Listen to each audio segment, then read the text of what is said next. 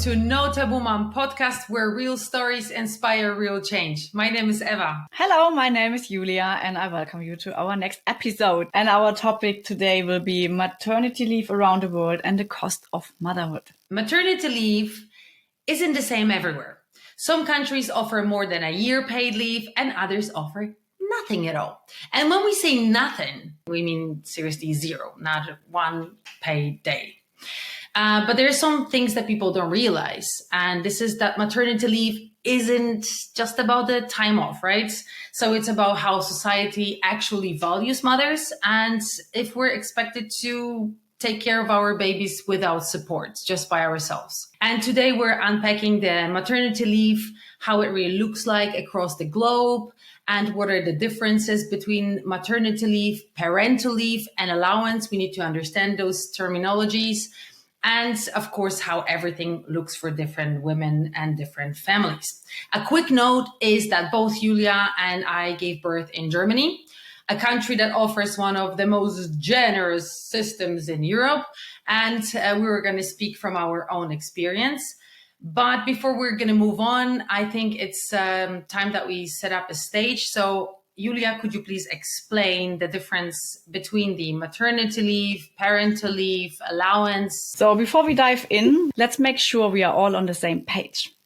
Here's what we mean when we say maternity leave means time off reserved for mothers around childbirth, usually just before and after the baby is born. Parental leave means additional time of that can be shared between both parents, often lasting months or even years. The allowance, the payment or benefit you receive during that time. It might be a persistence of your salary or a fixed date amount, or sadly, sometimes nothing. Depends where you are. Okay, so let's take a look at the maternity leave and parental leave and how it actually looks like, because the difference is huge, right? We talked about it, that it's just insane. So Julia and I, we did the research for you guys, and just a quick note, there is no universal standard. And the International Labour Organization recommends the minimum of 14 weeks and ideally 18 weeks of paid maternity leave. But what you get actually depends on where you live. Here is our research, and this is amazing and very interesting. So let's start with countries offering strong or moderate support. Biggest surprise ever is Estonia. Bravo, Estonia offers 20 weeks of maternity leave plus up to 62 weeks of fully paid parental leave. So that's over 82 weeks at 100% salary, and parents can share the time and use it flexibly. I think it's amazing. This is amazing. I didn't expect this, That's exactly like Estonia, right? Like usually everyone talks about Norway, Exactly. Yes, Finland, Norway, Sweden, like those countries. Correct. So that was a huge, huge surprise. Very nice. So once again, bravo, Estonia. Amazing.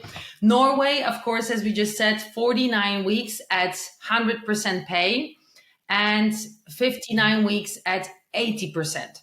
So each parent gets time reserves just for them, which encourages also both parents to take the maternity leave. Also a great system. Then we have very close is Bulgaria with almost 59 weeks of maternity leave at 90% pay. Amazing, right? I mean, doable, doable.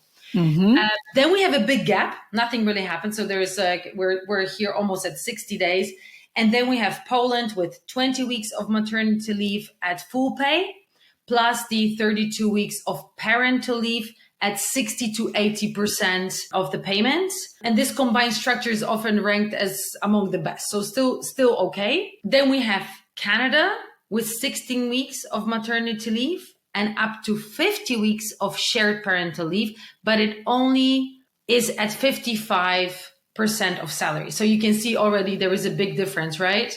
Yeah. Those are the good countries. Mm-hmm. And now let's look at the countries with little or no support. Number one, the one and only, the most horrible, the United States of America offers zero weeks of paid maternity leave at the federal level. some workers may qualify for 12 weeks and of unpaid leave under the FMLA, but only if they meet specific criteria.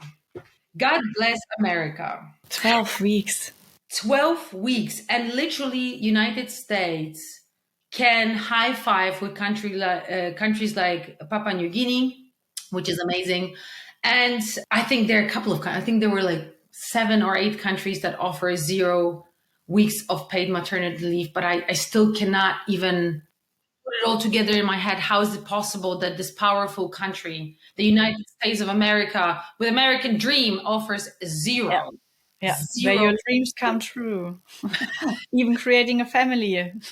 I honestly have no idea how it's supposed to work. But yeah, on our list, I've got 2 more countries, which were maybe not such a big surprise. Turkey technically offers 16 weeks of maternity leave at 100%, but with only 3 days for fathers and no real shared parental leave. So the system is very outdated. But again, a second really huge surprise for me, and I still cannot believe, Switzerland. Under one of the worst on my list. They offer only 14 weeks. So that was the minimum of the International Labor Organization. This is the maternity leave at 80% pay, but shared parental leave options are very limited or there are none. So that also means that we only would have 14 weeks of maternity leave after we give birth to our children. So literally, depending on the country you're giving birth in, it can mean that you are fully supported by the government for over a year, or it can also mean that you're losing your income entirely. Switzerland's supposed to be a rich country. Yes, exactly. That's why it was a surprise for me. I think there is, I really don't know where it comes from. I know so many wonderful people that live in Switzerland. They're super nice and smart, and the country seems to be so progressive. I have no idea what happened there. I don't know what's happening in the United States. I do not understand that, but I think it's just not human, if you know what I mean. I do know 2 women who went to work in Switzerland, and when they got pregnant, they went back to Germany because of this. Yes, just having the support you need, actually, when you are pregnant and getting a baby. Crazy. So I don't understand the difference. I don't understand why there is such a big gap between all these countries. I don't understand why there cannot be some certain laws and policies for the entire world. Of course, every country has, different situation, but I think it should be almost like a human right that you have certain amount of time to recover, to get shit together after everything shifted, right? So what I also found really interesting is that the parental leave for adoptive parents is also often handled completely separately. So different policies, if addressed at all. So that's another thing.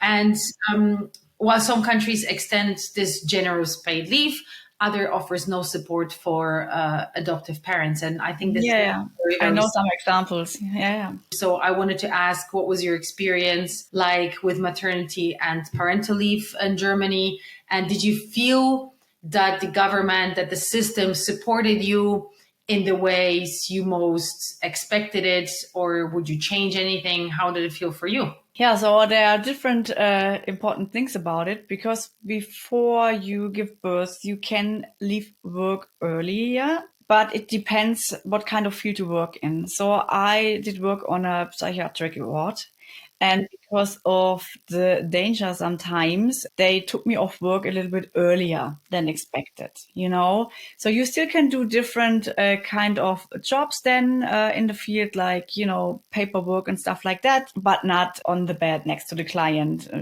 With dangerous situations.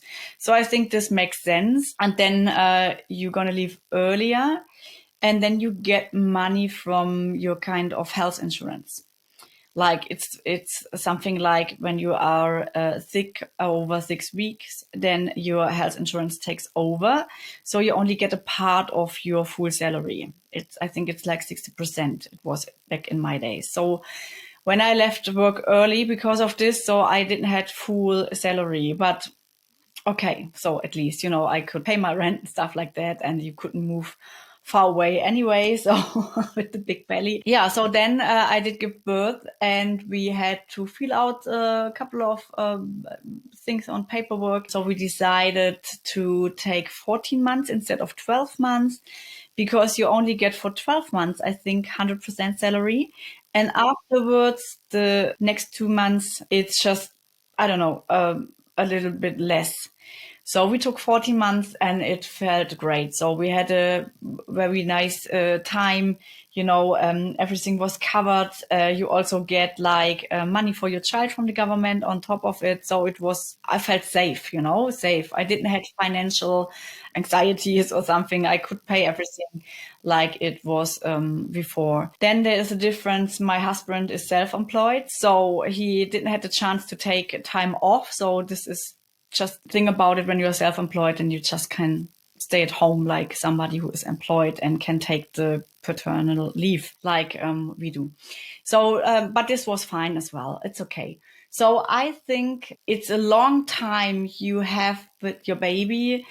But even after 14 months, then we started to have a spot at the kindergarten, and it still does feel weird. So then you can decide together with your employer if you're coming back 100% or maybe only 80 or 70.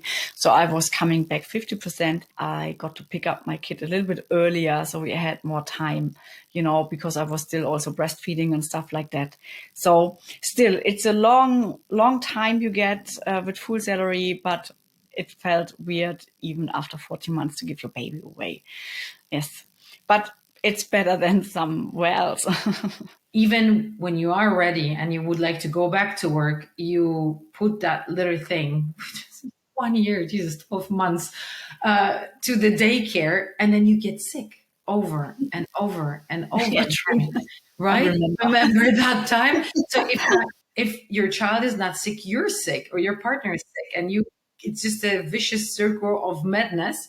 And I remember that because my friend also just started this madness, and she's been sick for half a year now, over and over and over again, and she's trying to keep her head above the water, and she's trying to be this serious worker again. She wants to resume her career after a year, but it's so difficult because little support also after that time. And she had this privilege in Poland to have that 1 year, but still it's just a beginning. It's just a beginning of the battle. And I think this is very important, not only being separated from your child, but also trying to regain your career, regain the balance between everything. It's a very difficult thing. And now tell me, how on earth women from Switzerland or the US are doing it? How you're supposed to do it? I don't know. I don't even know if they get, when they call in sick, if they get money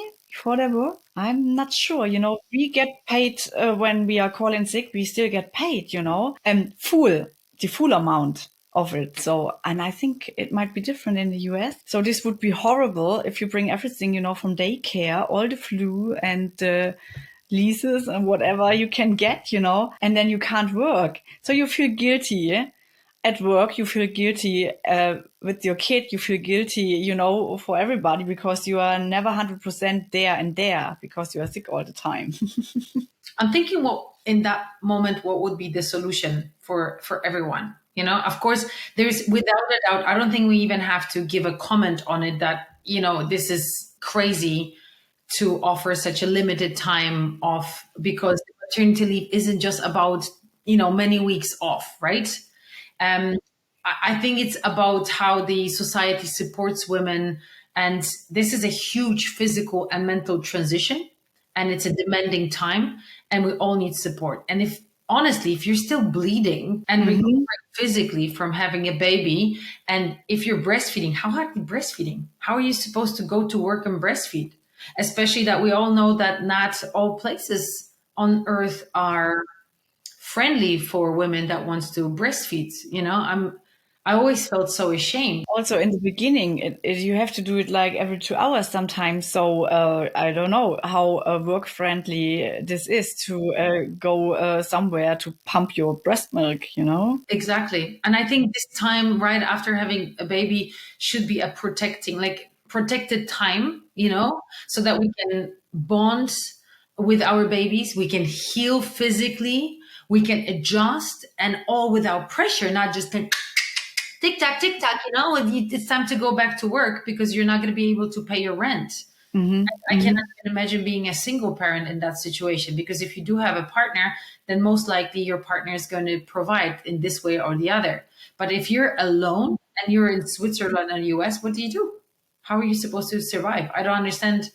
Like, how is that no pressure policy? How are you supposed to provide, for like a space where your children can flourish, where your family can grow stronger, no matter, how You can bond. You need the time to bond, you know. It's the most meaningful time for brain development and for the development of your emotions. And it needs to have like body contact, you know, and the smell and all the senses. And you just take it away in the most sensitive time. I agree. And I don't think any government is really solving all those problems. And I'm not saying that, of course it's our choice, adult people, that we want to have children or not.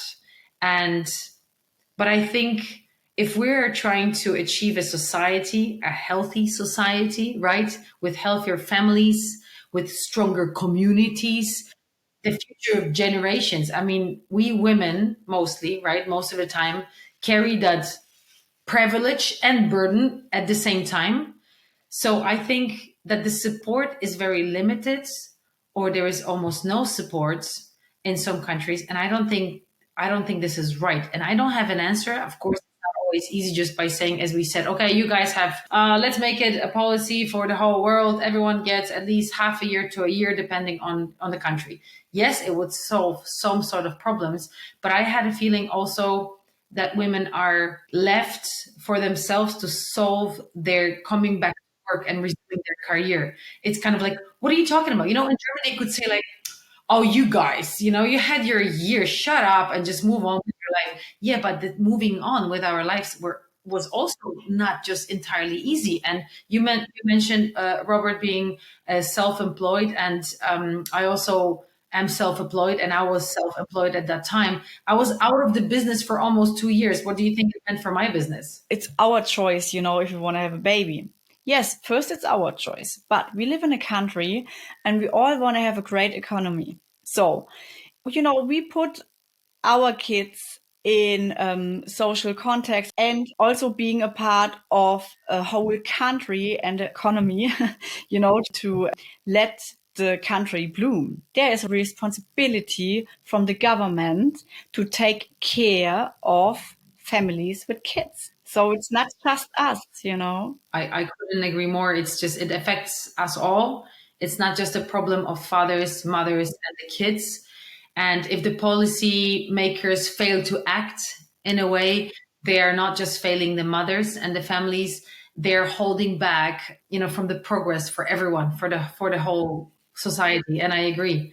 I just don't understand why this is still such a big issue and why we cannot move on. And I mean, there are a lot of things that are obviously moving forward. I think women talk more consciously about, everything that is happening around motherhood and womanhood. And I think No Taboo Mom is one of those channels that exactly talks about it. But I think it moves really slowly.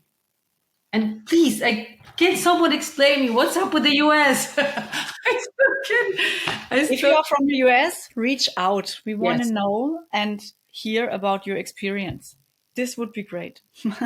That's exactly it. So yeah, let's zoom out again. In general, it is a big problem. We do want to hear from you guys. We would love to hear, as Julia say, from people from the US.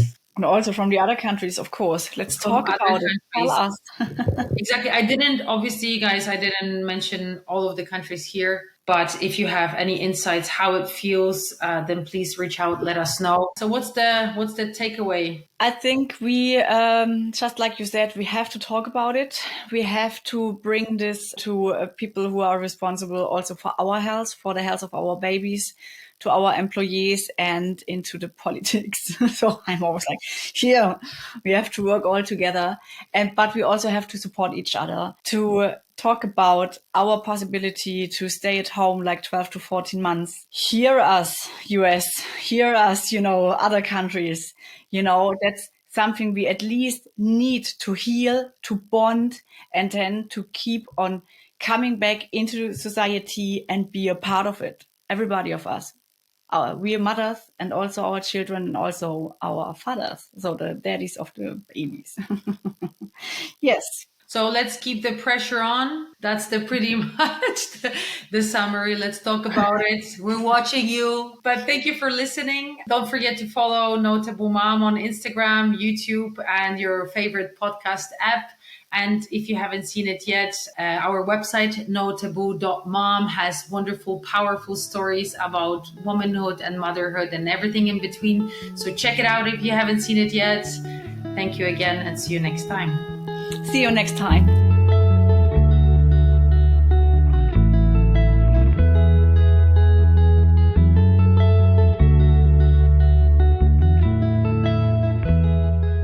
Oh, wait, before you go, here is our disclaimer. Listen up, it's important.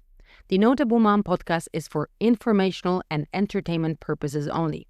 The views and opinions shared are personal experiences and should not be considered professional medical, psychological, or legal advice. Always consult with a qualified professional for any concerns related to your health, well-being, or personal circumstances. The hosts and guests of this podcast are sharing their own insights and do not take responsibility for individual decisions made based on this content.